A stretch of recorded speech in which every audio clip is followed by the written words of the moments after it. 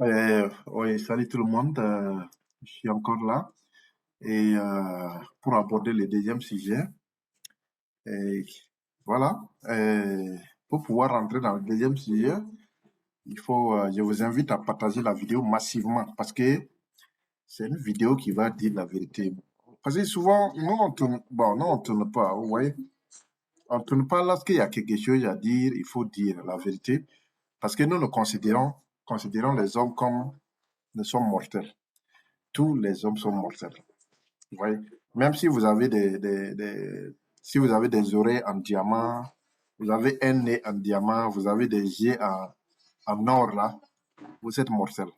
Donc ça fait que quand la vérité arrive, nous on dit ça comme tel, à la sans pouvoir tourner à rond. Et avant que je rentre dans le but du sujet, partagez la vidéo, abonnez-vous. Ça c'est les mots clés simples que je vais vraiment vous demander de le faire. Et ceux qui l'ont déjà fait, je dis merci. Ceux qui l'ont pas fait, je sais que vous allez le faire. Voilà, et abonnez-vous massivement dans cette vidéo pour donner la sens à cette vidéo d'arriver à une vidéo. Voilà, parce que sa vidéo qu'on a vue là, vraiment, ça mérite d'être analysé. Voilà. Donc, pour commencer d'abord, il faut dire que une vidéo, c'est un personnage, voilà, des médias. Elle est animatrice à la télé. Et elle fait ses vidéos, donc beaucoup de gens la suivent aussi. Et, voilà, elle est populaire, voilà, spécifiquement en Côte d'Ivoire et puis dans l'Afrique de l'Ouest.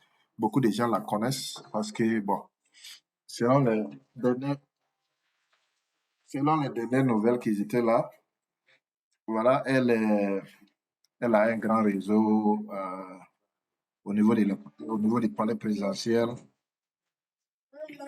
Elle a un grand réseau au niveau du palais présidentiel. Elle fait des photos avec la première dame.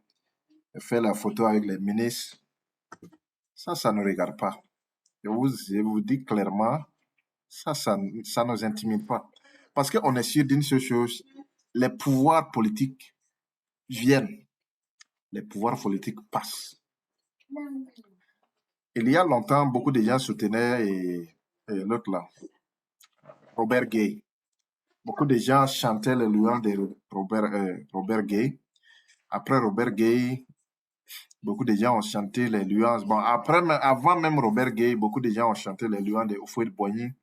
Après, chanter les louanges de Arikona Bédier, chanter les louanges de Robert Gay, chanter les louanges de Gbagbo, chanter les louanges de Ado. C'est pour vous dire, si vous voyez que j'ai cité toute cette liste-là, les pouvoirs passent, mais les êtres humains sont les mêmes. Le message que je peux donner à la jeunesse africaine, je l'ai toujours dit, je dis méfiez-vous de la politique. Parce que c'est quelque chose, peut-être cette année auquel vous êtes en train de vivre, les 5 ans, 10 ans dans le pouvoir, peut-être vous vivez dans le miel, mais après ça, un autre pouvoir va venir. Tout ce que vous avez dit là peut vous rattraper. J'ai dit à la jeunesse africaine, battez-vous, construisez des entreprises, construisez voilà, des entreprises, devenez multimillionnaires. C'est ça qui peut vraiment vous faire en sortir. Mais si vous partez, vous mélangez en politique interne, ça peut vous rattraper. Ividero, je vais juste relayer ce qu'elle a dit, bon, mais pas relayer ça lettre par lettre, puisqu'elle a dit qu'il y a un certain individu malien qui l'ont invité à venir prester au Mali. Donc, au lieu de répondre directement à ces individus-là, elle a voulu venir en live pour venir le faire. Voilà, pour venir dire ça publiquement. Et elle ne va pas partir au Mali pour devenir 47e militaire détenu. Euh, Parce que, bon, il y a ses frères militaires qui sont détenus au Mali. Elle ne veut pas partir là-bas parce qu'elle risque d'avoir des problèmes. On risque de la kidnapper aussi. Comme, voilà, on risque de la prendre aussi. D'abord, il faut spécifier ça. Et ceux qui sont au Mali, là, les 46 militaires qui sont au Mali, moi, je ne vais pas rentrer dedans. Cette affaire-là, je ne vais pas rentrer dedans. Les Maliens sont compétents de juger s'il faut les libérer, s'il ne faut pas les libérer. Les Ivoiriens sont compétents, ils sont matures pour savoir pouvoir régler ce problème-là. Donc, moi, un simple citoyen, me voir aller jeter ma bouche dedans, comme ce sont des problèmes que je cherche pour ma vie. Donc, ce que Yves Dero est en train de dire là, c'est qu'elle est en train de se moquer des gens. D'abord, quelle est elle, sa spécialité pour qu'on puisse l'attraper? Est-ce qu'elle est militaire? Je vais juste demander à Yves Dero, est-ce que vous êtes militaire pour qu'un État puisse aller vous kidnapper? Ou bien vous êtes mercenaire? C'est Yves Dero, vous avez les compétences des mercenaires. C'est-à-dire, vous êtes en train d'inciter les mercenaires, vous êtes en train même d'inciter les militaires qui sont détenus là-bas. Parce que quand vous dites que si vous partez, ils vont vous prendre pour devenir 47e, ça veut dire que vous-même, vous êtes militaire. Vous vous moquez des militaires qui sont détenus là-bas. Vous voyez? Donc, c'est très crucial. Et aussi, vous vous moquez de la justice malienne. Vous-même, vous vous moquez de la relation ivoro-malienne. Vous vous moquez de l'État ivoirien. Vous voyez? Vous êtes en train de dire que l'État n'est pas compétent, assez compétent pour pouvoir libérer ces individus là-bas. Vous voyez? Donc, c'est vraiment triste de voir une dame qui s'avère représenter la jeunesse africaine qui tient ce genre de langage-là. C'est triste. C'est triste. Mais ça se comprend parce que elle-même, elle a su bien dire, elle est méchante, elle est danse, elle a su bien décrire ce qu'elle est. Donc, c'est vraiment ce qu'elle est. C'est pas comme une sorte de moquerie que c'est. Elle sait tailler exactement ce qu'elle est. Donc, pour être plus clair, c'est pour dire qu'à Yves Dero, ce que vous avez dit là, ça peut vous rattraper. Parce que moi, je suis sûr d'une chose. Les États, là, à tout moment, la donne peut changer à tout moment. C'est vrai, la Côte d'Ivoire est développée. C'est un pays très merveilleux, la Côte d'Ivoire. Le pays a été bien construit par presque tous les régimes, ont donné leur partition, mais spécialement, les pouvoirs ADO a vraiment fait beaucoup d'efforts pour construire le pays. C'est bien, c'est pas mauvais. Mais faire une partition des cas, dans ça, bon, je pense que c'est très difficile. C'est vraiment difficile de le faire parce que moi, je me dis que le Mali peut changer. Le Mali, quand vous voyez Qatar, là, ça doit vous donner des exemples. Quand vous prenez l'Arabie Saoudite, Qatar, Koweït, Irak, ou bien quoi, d'autres pays, ces pays-là étaient pauvres. Hein. Personne ne pensait que ces pays allaient se développer aujourd'hui jusqu'à être enviés par tout le monde. Donc, quand vous prenez le Mali aussi, ça c'est que peut-être dans 20 ans, dans 10 ans, 15 ans, 20 ans, le Mali, quelque chose, il suffit seulement d'un bon dirigeant qui arrive au pouvoir, il va juste ajuster les régulations des mines, les codes miniers, transformer ça, faire quelque chose de très bon, construire le Mali. Peut-être la Côte d'Ivoire ne pourra pas avoir la poussière du Mali. Donc, il y a tout, ce sont des probabilités. Nous, on est en train de parler des probabilités. C'est des choses qui peuvent exister. Et donc, c'est mêlé en tant que, surtout Yves Dero à son âge là, c'est mêlé de ces problèmes-là. C'est comme vraiment, elle est en train de moquer le pouvoir d'Alassane Draman Ouattara de ne pas pouvoir libérer les soldats. Donc, vous voyez, donc je pense qu'il faut avoir raison garder. Il faut avoir raison garder parce que ce que vous êtes en train de dire là, tôt ou tard, ça peut vraiment vous causer d'énormes problèmes. Tôt ou tard, ça peut vous causer d'énormes problèmes. Il suffit seulement que Yves Dero ait quelques problèmes en Côte d'Ivoire.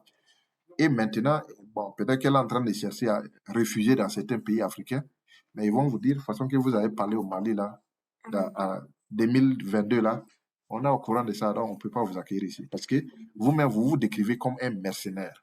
Vous voyez?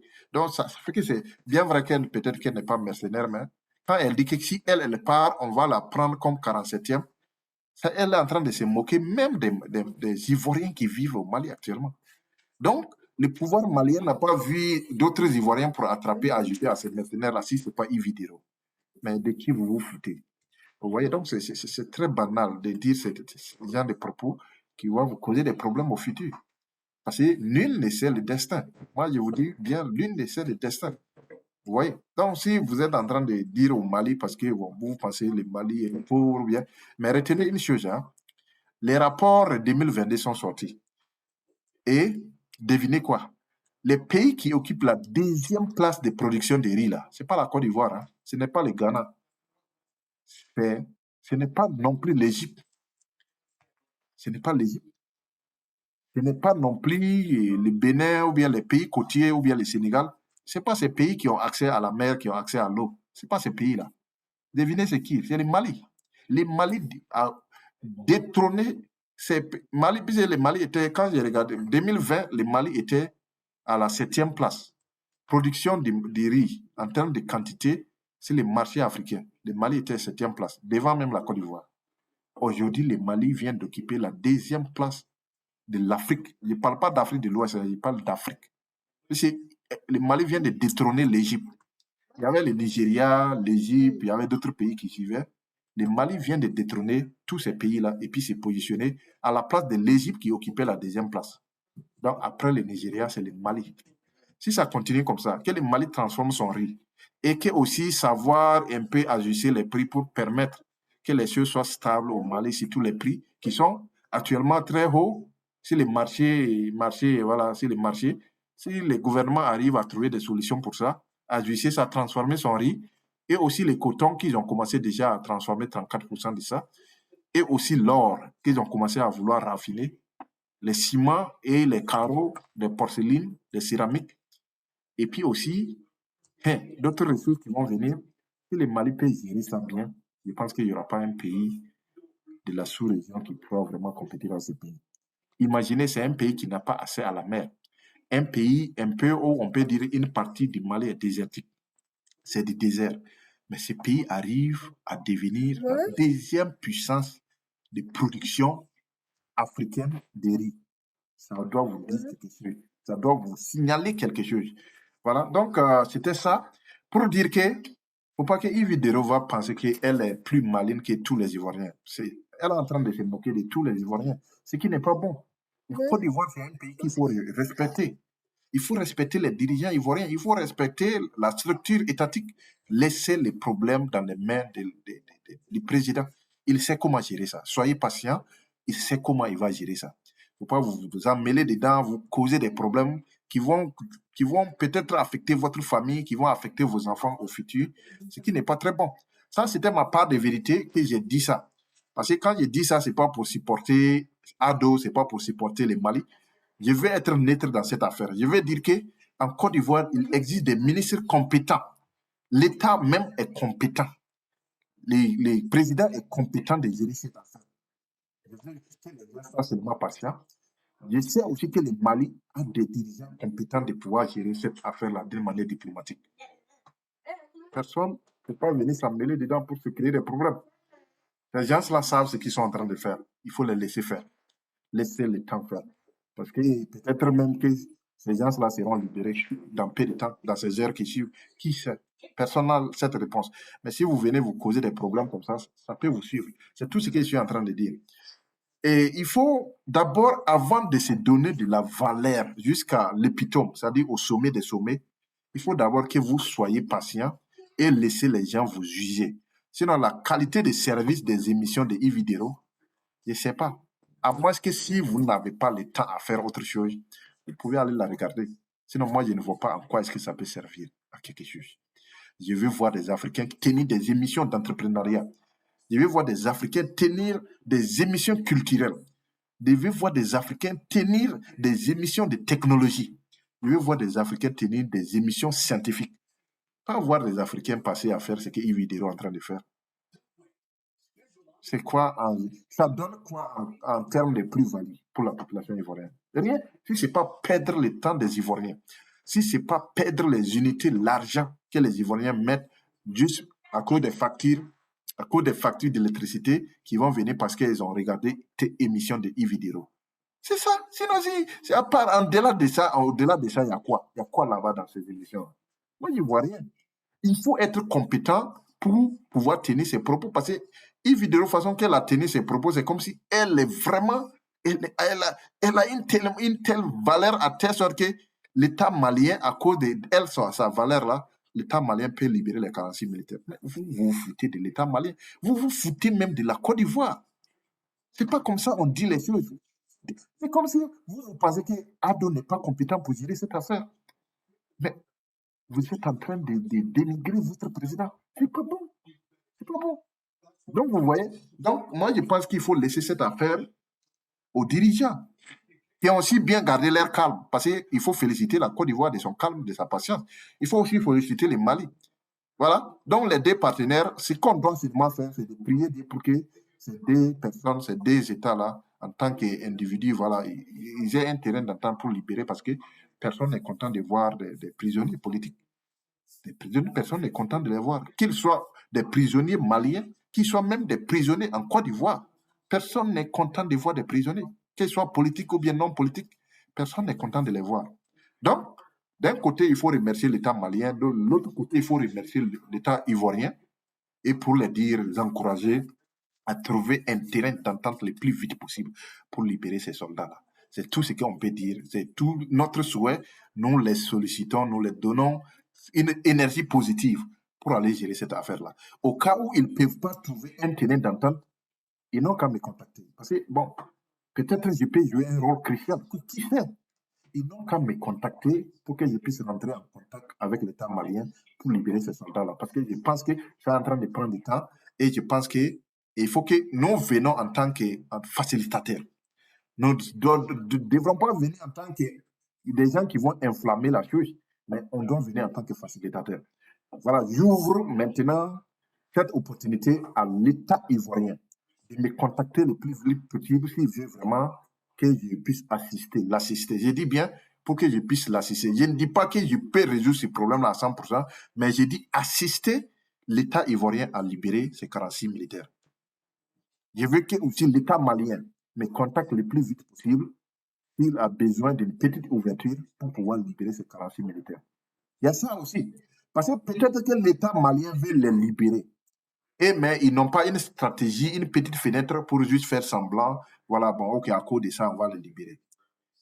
Il n'y a pas cette petite fenêtre-là qui est là. Mais supposons qu'on m'a contacté, que je viens, je marchais avec les généraux ou bien les maréchals Assimi Goïta. Je marchais devant, bon, à côté de lui, et je vais lui demander, à cause de l'intégrité, il sait bien vraiment, bon, voilà, il y a ça, il y a ça, il y a ça, il y a ça. Il faut vraiment, voilà, libérer, bon, pour que, bon, on puisse avoir. Assimi Goïta, c'est un être humain. Il sait écouter. Il faut juste chercher les mots. Ce sont les mots qu'il faut chercher pour les convaincre. Sinon, je ne pense pas qu'il est aussi difficile. Vous voyez, je ne pense pas qu'il est aussi difficile, ou bien son gouvernement, et Maïga, les trucs, je ne pense pas qu'ils sont, ces gens-là sont difficiles. Il faut chercher quelqu'un. C'est parce qu'on n'a pas pu, bon, peut-être chercher cette opportunité-là pour pouvoir essayer de les amener ensemble, bon, pour essayer de dire ce qui était arrivé là, c'est du passé. Il y a d'autres qui ont tort, d'autres n'ont pas raison. On va juste laisser ça comme ça et puis avancer. Parce qu'on veut la paix dans la sous-région. On veut que tous les pays, bon, par exemple, le Mali devient l'une des premières puissances africaines de raffineries en or et en pétrole. On veut voir la Côte d'Ivoire, première puissance en termes de développement d'infrastructures. Et tout le monde va gagner pour lui. Vous êtes Malien, vous êtes Ivoirien, vous allez gagner pour vous. Que vous partez au Mali, que vous partez en Côte d'Ivoire, vous allez gagner pour vous. C'est ça qu'on a besoin dans ces pays-là. On n'a pas besoin des trucs qui vont gâter, qui vont perdre la vie des gens. On n'a pas besoin de ça. Donc, partagez cette vidéo, abonnez-vous massivement pour donner la chance à l'État ivoirien. S'il voit cette vidéo-là, de me contacter parce que j'ai des compétences. J'ai dit bien, j'ai des compétences pour résoudre cette affaire. Pourquoi je dis ça? Je ne vais pas trop rentrer en détail, mais en termes diplomatiques, j'ai cette compétence-là. En termes aussi intellectuels, j'ai cette compétence-là. En termes de langage militaire, j'ai cette compétence-là. En termes quoi, académiques ou bien quoi, je sais, nulle part, j'ai cette compétence-là d'amener tous ces deux acteurs-là sur la table et les demander de trouver une solution pour cette affaire-là. Je supplie l'État ivoirien de me contacter le plus vite possible. Je supplie l'État malien aussi de me contacter le plus vite possible pour qu'on puisse ensemble résoudre cette affaire une bonne fois pour toutes. Moi, je pense que cette affaire devrait être close il y a longtemps. Mais il faut des acteurs diplomatiques. Il faut trouver des bons mots, des mots qui ne vont pas féliciter la Côte d'Ivoire, des mots qui ne vont pas féliciter le Mali et les amener les deux éléments ensemble sur une table, résoudre cette solution. Assimi Goïta, je profite de cette vidéo, 10 vidéos, je sais que vous allez écouter ça.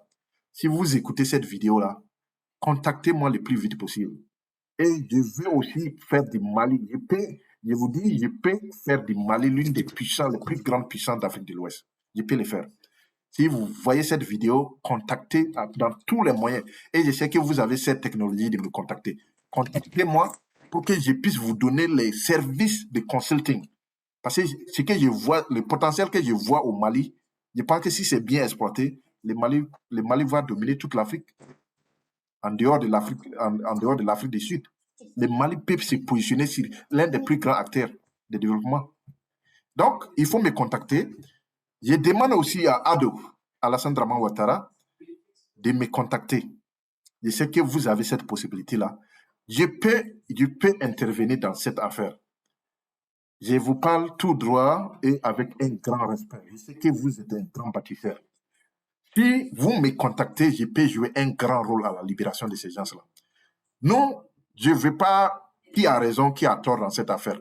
Nous voulons les mots-clés libération pour qu'ils puissent se libérer et que le Mali soit content, la Côte d'Ivoire soit contente. C'est tout ça là on a besoin. Donc, si vous avez besoin d'un diplomate qui peut faire un travail de fond, on ne parle pas d'un travail d'habillage, je parle d'un travail de fond. Voilà. Donc, vous me contactez. Si vous voulez aussi que je vous donne tous tous mes mérites, tout ce que j'ai déjà fait comme résoudre certains trucs, ou bien bon, les diplômes, les trucs et consorts là, mais vous me contactez. Je peux tout vous donner, tout ce que vous avez besoin pour montrer que j'ai ces compétences-là, de résoudre cette affaire. Donc, à tous ceux qui regardent cette vidéo-là, c'est un appel urgent que je vous demande parce que je veux avoir une Afrique de paix. Sinon, si l'Afrique n'est pas en paix, bon, tout ce qu'on est en train de faire, des investissements à gauche et à droite là, ça va partir dans l'eau. Ça, c'est clair. Que ce soit en Côte d'Ivoire, que ce soit au Mali, que ce soit au Bénin, s'il n'y a pas de paix, tous ces investissements partent dans l'eau. C'est pour cela qu'il est très primordial de cultiver la paix. Et je sais qu'Alassane Dramane Ouattara a hérité cette compétence-là de Houphouët-Boigny. Il peut faire quelque chose. Mais il faut que des acteurs compétents les associent ensemble pour pouvoir résoudre ces problèmes-là une bonne fois pour toutes. L'appel est déjà lancé. Abonnez-vous massivement parce que je sais que la présidence de la Côte d'Ivoire pourra regarder cette vidéo. Parce que je suis convaincu que si vous êtes abonné, ça donne la probabilité aux algorithmes là de donner cette vidéo-là à la diplomatie malienne pour qu'on puisse résoudre ces problèmes-là. Je vois que ces deux pays, s'ils s'associent là, ils peuvent faire quelque chose de très grand pour toute l'Afrique. Et tout le monde sera heureux. C'est ça qu'on a besoin. Donc, je pense que je vais m'arrêter là. Les mots-clés, abonne-toi pour donner cette sens-là. C'est toi aussi qui fais partie de la solution. Puisque tu as déjà regardé la vidéo, tu t'es déjà abonné, tu fais partie de cette solution. Il faut que vous soyez des acteurs engagés. Chacun doit jouer un rôle. Il ne faut pas que tout le monde attend, ok, on attend des diplomates ivoiriens pour résoudre ce problème. On attend Ado pour résoudre ce problème-là. On attend Assimi Goïta pour résoudre ce problème. On attend Maïga pour résoudre ce problème. On attend la diplomatie malienne pour résoudre ce problème. Tout le monde doit jouer un rôle positif. Je dis bien un rôle positif pour la résolution complète, positif, simple de ces problèmes-là qui est intervenu entre les pays frères. Sur ce, je vous remercie et je sais que je vous attends, diplomatie ivoirienne, je vous attends, diplomatie malienne. À vous d'en faire les jeux. Donc, passez une excellente journée. Bye bye.